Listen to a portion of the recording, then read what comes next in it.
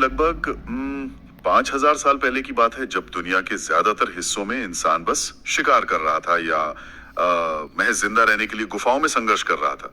तब हमारे भारतीय उपमहाद्वीप में लोग पक्की ईंटों से बने 2 मंजिला घरों में रह रहे थे और उन घरों में अटैच्ड बाथरूम थे, फ्लश जैसी व्यवस्था थी। हाँ बिल्कुल। और शहरों की सड़कें एक परफेक्ट ग्रिड सिस्टम पर बनी थी, जिसके नीचे बाकायदा ढकी हुई सीवर लाइनें दौड़ रही थीं। ये कोई साइंस फिक्शन नहीं है, बल्कि ये हमारा अपना इतिहास है। वाकई ये कॉन्ट्रास्ट सच में दिमाग घुमा देने वाला है। हम अक्सर ये मानकर चलते हैं कि इतिहास में हम जितना पीछे जाएंगे, दुनिया उतनी ही कच्ची और अव्यवस्थित मिलेगी। सही कहा, लेकिन यहाँ मामला एकदम उल्टा है।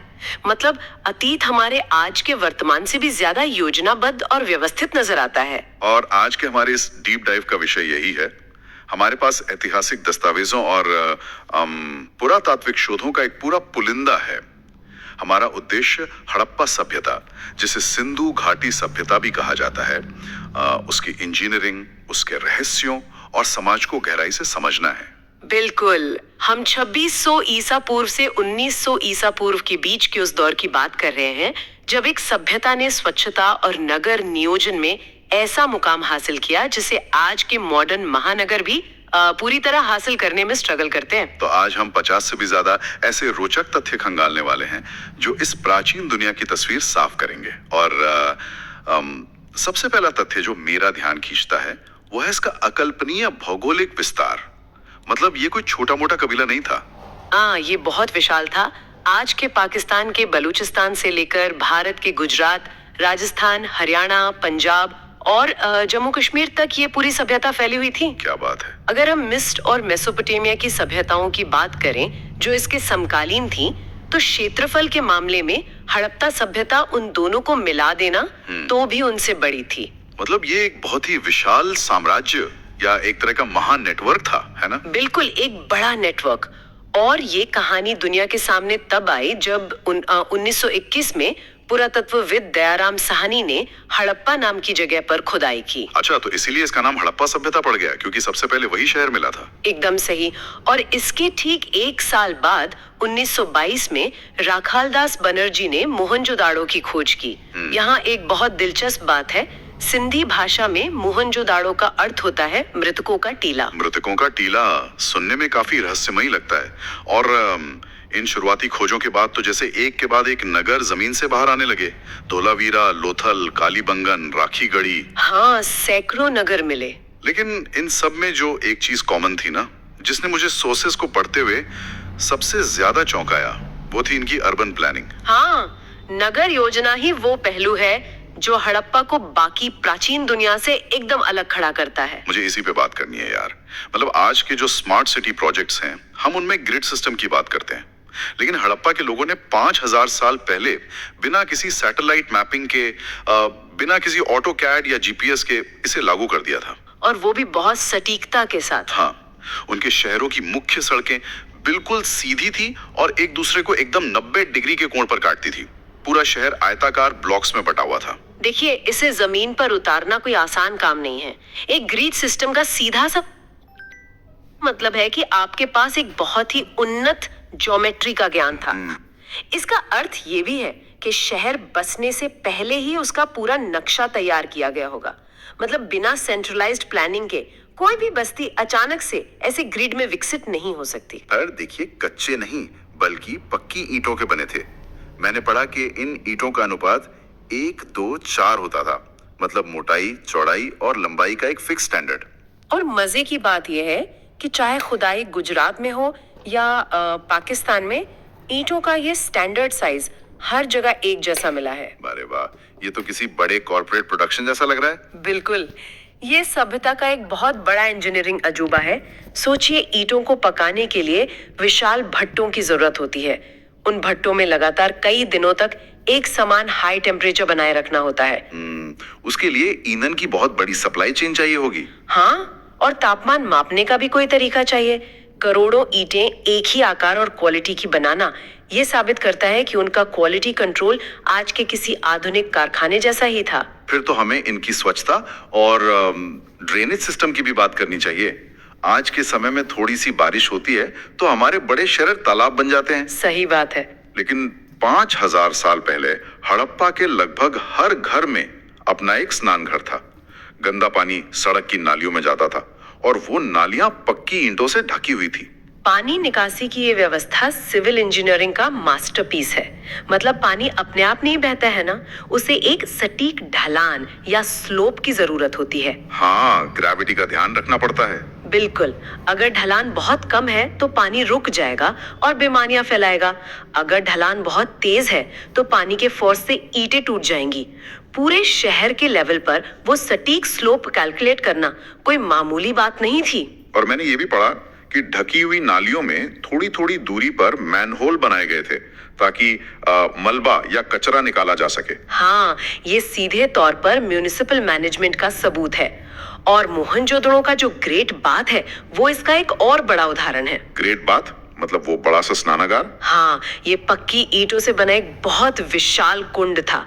और उस कुंड की सबसे खास बात पता है क्या थी? क्या? उसे वाटरप्रूफ बनाने के लिए उसकी दीवारों और तल पर डामर मतलब बिटुमिन का लेप लगाया गया था। अच्छा। आज हम अपने घरों में सीलन रोकने के लिए जो केमिकल इस्तेमाल करते हैं ना, उन्होंने वो काम उस जमाने में बिटुमिन से कर लिया था। ये तो कमाल है। ये कुंड शायद धार्मिक स्नान या किसी सामूहिक समारोह के लिए इस्तेमाल होता होगा, है ना? हाँ, ज्यादातर इतिहासकारों का यही मानना है। अच्छा, धार्मिक अनुष्ठान के अलावा उन्होंने सार्वजनिक सुरक्षा के लिए भी बड़े निर्माण किए, जैसे कि विशाल अन्नागार जिन्हें ग्रीनरीज कहा जाता है। मुझे ये किसी फूड कॉर्पोरेशन के बड़े गोदाम जैसा लगा। अनाज को सुरक्षित रखने के लिए इतने बड़े ढांचे बनाए गए थे। देखिए, अन्नागार महज गोदाम नहीं थे, वे उस समय की आर्थिक और प्रशासनिक ताकत का प्रतीक थे। एक जगह पर इतना सारा अनाज इकट्ठा करने का मतलब है कि कोई ऐसी व्यवस्था थी जो किसानों से सरप्लस अनाज टैक्स के रूप में लेती थी और फिर अकाल या बाढ़ जैसी इमरजेंसी के टाइम उसे पब्लिक में बांटती होगी। हाँ, कृषि में वो लोग गेहूं, जौ, तिल और सरसों उगा रहे थे। लेकिन एक फसल ऐसी है जिसने सच में इतिहास का रुख बदल दिया। कपास, है ना? एकदम सही। कपास यानी कॉटन का प्रोडक्शन हड़प्पा सभ्यता की एक बहुत बड़ी विश्वव्यापी देन है। भारत को कपास उत्पादन की सबसे प्राचीन परंपराओं का श्रेय जाता है। मतलब वे लोग ना केवल कपास उगाना जानते थे बल्कि उससे सूत काटना और कपड़ा बुनना भी जानते थे। हाँ, और ये कपड़ा सिर्फ उनके अपने पहनने के लिए नहीं था, ये एक बड़ा एक्सपोर्ट आइटम था। और यहीं पर लोथल शहर का जिक्र आता है जो गुजरात में है। सोर्सेज के मुताबिक वहां खुदाई में दुनिया का सबसे प्राचीन डॉकयार्ड यानी बंदरगाह मिला है। लोथल का डॉकयार्ड समुद्री इंजीनियरिंग का एक बहुत अद्भुत उदाहरण है। वो कोई आम सा घाट नहीं था। उसे इस तरह से डिजाइन किया गया था कि समुद्र में आने वाले ज्वार भाटे यानी हाई टाइड और लो टाइड का इस्तेमाल करके जहाजों को सुरक्षित अंदर लाया जा सके। मतलब वे केवल अपनी जरूरत के लिए खेती नहीं कर रहे थे बल्कि एक ग्लोबल सप्लाई चेन का हिस्सा थे। बिल्कुल, वे मेसोपोटामिया जो आज का इराक है वहां तक व्यापार करते थे। मेसोपोटामिया के ग्रंथों में मेलुहा नाम की जगह का जिक्र है जिसे इतिहासकार हड़प्पा क्षेत्र ही मानते हैं। और मैंने पढ़ा कि हड़प्पा की मोहरें या सील्स मेसोपोटामिया की खुदाई में मिली हैं। हाँ, ये मोहरें आज के समय के बारकोड या कंपनी के लोगों की तरह काम करती थीं। वे सामान की पैकिंग पर लगाई जाती थी ताकि ये साबित हो सके कि माल असली है और रास्ते में किसी ने उसे खोला नहीं है। क्या बात कर रही हैं? मतलब वे 5000 साल पहले इंटरनेशनल एक्सपोर्ट इंपोर्ट का बिजनेस पूरी प्रोफेशनलिज्म के साथ कर रहे थे। एकदम, और इसी व्यापार ने उन्हें इतना अमीर बनाया। हाँ, धातुओं का भी उन्होंने बेहतरीन इस्तेमाल किया है। सोना, चांदी, तांबा और कांसा, इन सभी का उपयोग होता था। आभूषणों की बात करें तो हार, चूड़ियां, अंगूठियां, ये सब मिले हैं। उनके धातु विज्ञान यानी मेटलर्जी का ज्ञान बहुत ही परिष्कृत था। तांबे और टिन को एक फिक्स अनुपात में मिलाकर वे कांसा बनाते थे जिसे ब्रॉन्ज कहते हैं। इससे वे ज्यादा मजबूत औजार, बर्तन और मूर्तियां बना सकते थे। वो जो कांसे की प्रसिद्ध नृत्य करती हुई लड़की यानी डांसिंग गर्ल की मूर्ति है ना, वो इसी तकनीक का परिणाम है। लेकिन इन सब में एक तथ्य ने मुझे सबसे ज्यादा छुआ है। जब मैंने सोर्सेज में पढ़ा कि खुदाई में बच्चों के लिए मिट्टी के खिलौने मिले हैं। हाँ, बहुत सारे खिलौने मिले हैं, जैसे बैलगाड़ी, सीटी बजाने वाले पक्षी और ऐसे जानवर जिनके सिर हिलते थे। ये मुझे बहुत ही मानवीय लगा। बिल्कुल। मतलब एक समाज जो इंजीनियरिंग, अंतर्राष्ट्रीय व्यापार और खेती में इतना बिजी है, वो बच्चों के मनोरंजन के लिए भी इतनी बारीकी से सोच रहा है। ये एक बहुत ही अहम बिंदु है।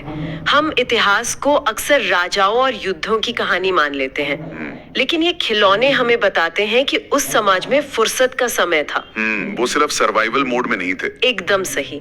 जब समाज में आर्थिक सुरक्षा होती है ना, तभी लोग कला और खिलौने जैसी चीजों पे ध्यान दे पाते हैं। पर यहीं पर ना मुझे एक बहुत बड़ा कंफ्यूजन हो रहा है। मतलब मुझे इस बात पर यकीन करने में थोड़ी मुश्किल हो रही है। क्या हुआ? देखिए, हम एक ऐसे समाज की बात कर रहे हैं जिसका व्यापार इराक तक फैला है, जो हजारों किलोमीटर्स के इलाके में एक ही साइज की ईंटें बना रहा है, और जिनके शहर परफेक्ट ग्रिड पर हैं। हाँ। लेकिन सोर्सेस के अनुसार खुदाई में कोई विशाल महल नहीं मिला, किसी बड़े राजा का कोई सबूत नहीं मिला, ना ही हथियारों का कोई बड़ा जखीरा मिला। ये बात तो है। तो मुझे एक बात समझाइए, बिना किसी तानाशाह, बिना किसी बड़ी सेना या खौफ के लाखों लोगों से एक ही नियम का पालन कैसे करवाया जा सकता है? कौन तय कर रहा था कि नाली का स्लोप क्या होगा या ईंट का साइज क्या होगा? ये हड़प्पा सभ्यता की सबसे बड़ी पहेली है, और सच कहूं तो प्राचीन इतिहास का सबसे बड़ा विरोधाभास भी। कैसे? क्योंकि देखिए, समकालीन मिस्र में फैरो होते थे जो पिरामिड बनवाते थे। मेसोपोटामिया में क्रूर सम्राट होते थे, लेकिन हड़प्पा में सत्ता का ऐसा कोई केंद्रीकरण या डिक्टेटरशिप नजर नहीं आती। तो क्या वहां कोई सरकार ही नहीं थी? सरकार तो थी, लेकिन शायद उसका स्वरूप बहुत अलग था। कई विद्वानों का मानना है कि वहां का शासन किसी एक राजा के हाथ में नहीं, बल्कि व्यापारिक संघों, गिल्ड्स या किसी सामूहिक समिति के हाथ में था। अच्छा, एक तरह का बोर्ड ऑफ डायरेक्टर्स। हाँ बिल्कुल। इसे आप आज के समय के म्युनिसिपल कॉरपोरेशन या किसी सख्त कॉरपोरेट बोर्ड की तरह देख सकते हैं। उन्होंने अपनी शक्ति का प्रदर्शन विशाल महलों से नहीं, बल्कि शानदार नागरिक सुविधाओं से किया। ये तो बहुत ही आधुनिक विचार है, एक तरह का डिसेंट्रलाइज्ड या सामूहिक प्रशासन। लेकिन हम उनके प्रशासन के बारे में कोई पक्का दावा क्यों नहीं कर सकते? इसका सबसे बड़ा कारण उनकी लिपि है, स्क्रिप्ट। हड़प्पा की लिपि आज तक पूरी तरह पढ़ी नहीं जा सकी है। ये इतिहास के सबसे बड़े रहस्यों में से एक है। और जब तक हम उनके लिखे हुए शब्द नहीं पढ़ लेते, उनका प्रशासन, उनके कानून और उनके असली विचार हमारे लिए बस एक अनुमान ही रहेंगे। मुझे ये बात हमेशा बहुत खटकती है यार। मतलब हम मिस्र की लिपि पढ़ चुके हैं, मेसोपोटामिया के पढ़ चुके हैं, तो फिर हड़प्पा की लिपि को डिकोड करने में क्या दिक्कत आ रही है? हमारे पास तो सुपर कंप्यूटर हैं, एआई है। देखिए, मिस्र की लिपि को इसलिए पढ़ा जा सका क्योंकि हमें रोजेटा स्टोन मिल गया था। वो पत्थर जिस पर 3 भाषाओं में एक ही बात लिखी थी। हाँ बिल्कुल, जिसमें एक प्राचीन ग्रीक थी जो हम पहले से जानते थे। लेकिन हड़प्पा के मामले में हमारे पास ऐसा कोई भी द्विभाषी या बाइलिंगुअल दस्तावेज नहीं है। ये तो बड़ी समस्या है। और दूसरी सबसे बड़ी समस्या ये है कि हड़प्पा की जो भी लिखाई हमें मिली है ना, मोहरों या बर्तनों पर, वो बहुत छोटी है। मतलब कोई लंबी किताब या शिलालेख जैसा कुछ नहीं मिला? बिल्कुल नहीं। एक मोहर पर औसतन सिर्फ 5 या 6 चिन्ह होते हैं। सबसे लंबा अभिलेख जो मिला है उसमें भी केवल 26 चिन्ह हैं। अच्छा। अब इसे ऐसे समझें, अगर हजारों साल बाद किसी सभ्यता को अंग्रेजी भाषा डिकोड करनी हो और उनके पास शेक्सपियर की कोई किताब न हो, बल्कि केवल नाइकी, एप्पल या कोका कोला जैसे छोटे छोटे ब्रांड नेम लिखे हुए बोर्ड मिले, तो क्या वे अंग्रेजी भाषा का ग्रामर समझ पाएंगे? ये तो नामुमकिन जैसा है। मतलब हम सिर्फ नाम या लेबल देख के पूरी भाषा का ढांचा नहीं समझ सकते। बिल्कुल। और शायद यही कारण है कि उनका धर्म भी हमारे लिए एक बड़ा रहस्य है। सोर्सेस के अनुसार वे पीपल के वृक्ष, बैल और माता देवी की पूजा करते थे।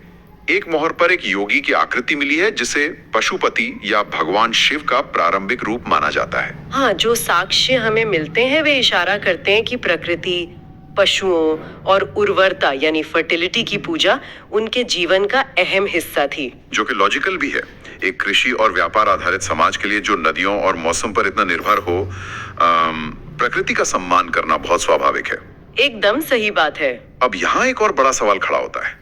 हमारे पास एक ऐसी सभ्यता है जो वैज्ञानिक रूप से बहुत एडवांस्ड है, जो युद्ध से ज्यादा व्यापार और इंजीनियरिंग में विश्वास रखती है, जो साफ सफाई को इतनी महान सभ्यता अचानक कैसे समाप्त हो गई? इस महान सभ्यता का पतन इतिहास के सबसे दिलचस्प और विवादित विषयों में से एक है। शुरुआत में कुछ यूरोपीय इतिहासकारों ने ये थ्योरी दी थी कि किसी बाहरी आक्रमणकारी प्रजाति ने आकर इन्हें नष्ट कर दिया। वो आर्यन इन्वेजन थ्योरी। हाँ, लेकिन आधुनिक पुरातात्विक शोध और डीएनए स्टडीज इस आक्रमण के सिद्धांत को पूरी तरह से खारिज कर चुकी हैं। यानी कोई हॉलीवुड स्टाइल का युद्ध या कोई कत्लेआम नहीं हुआ था? नहीं, ऐसा कोई सबूत नहीं है। तो फिर अगर कोई दुश्मन नहीं था तो ये शानदार शहर खाली क्यों हो गए? ज्यादातर पुख्ता वैज्ञानिक सिद्धांत अब प्रकृति और जलवायु परिवर्तन की ओर इशारा करते हैं। Climate change. हाँ, देखिए, हड़प्पा सभ्यता का पूरा ढांचा नदियों के किनारे बसा था। सिंधु नदी, घग्गर हकरा नदी, जिसे कई लोग प्राचीन सरस्वती नदी भी मानते हैं, और उनकी सहायक नदियां। टेक्टोनिक प्लेट्स में हलचल के कारण नदियों ने अपना मार्ग बदल लिया। कुछ नदियां सूख गईं। इसके साथ ही मॉनसून का पैटर्न भी बदलने लगा और लंबे समय तक सूखा पड़ा। अगर मैं इसे आज के पर्सपेक्टिव में देखूं, तो इसे एक बहुत ही कॉम्प्लेक्स सप्लाई चेन के टूटने की तरह समझा जा सकता है। बिल्कुल। आज के समय में अगर किसी महानगर में सिर्फ 3 दिन के लिए पानी की सप्लाई रोक दी जाए या ट्रकों की हड़ताल हो जाए जिससे राशन न पहुंच पाए, तो पूरा शहर अस्त व्यस्त हो जाता है। ये तुलना बहुत सटीक है। हड़प्पा सभ्यता भी एक बेहद जटिल मशीन की तरह काम कर रही थी। उनकी खेती पूरी तरह नदियों पर निर्भर थी और उनका व्यापार कृषि के सरप्लस पर टिका था। तो चेन रिएक्शन शुरू हो गया। हाँ, जब नदियां सूखने लगी या रास्ता बदलने लगी तो खेती चौपट हो गई। खेती चौपट हुई तो शहरों में अनाज आना बंद हो गया, और जब खाने को ही नहीं रहा तो व्यापारिक नेटवर्क टूट गए। और एक बार जब वो ग्लोबल